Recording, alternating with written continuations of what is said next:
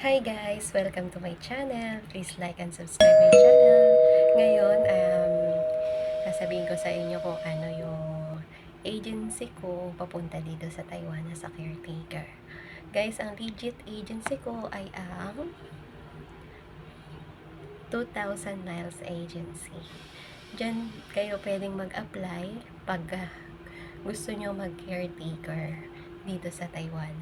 Ang location niya guys is malapit siya sa Cubao, sa may Senior Rodriguez Senior. Papunta siya sa may Lazaro Hospital. Yon. Bali, pag pumunta kayo doon, kailangan may mga primary requirements para makapill up na kayo ng biodata. Yung, alam niyo naman yung primary requirements na kailangan, yung SSS, NBI,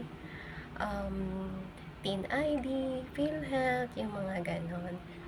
Yun lang guys. Tapos, pag may mga basic requirements na kayo, pwede na kayo pupunta dun sa agency namin, 2,000 miles. Tapos, pipill up kayo dun ng biodata. Tapos, yung mga other requirements na kailangan nyo, sasabihin naman nila sa inyo.